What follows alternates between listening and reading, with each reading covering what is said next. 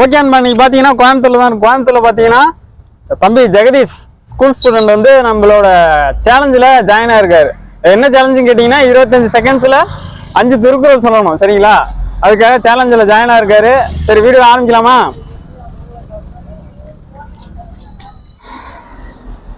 அகரமுகர எழுத்தெல்லாம் ஆதி பகவன் உலற்றே உலகு தொற்றணித்து ஊரும் மணற்கேணி மாந்தற்கு கற்றணித்து ஊரும் அறிவு பல்துண்டு பள்ளியூர் ஓ முதல் நூலோர் தொகுதற்று எல்லாம் தலை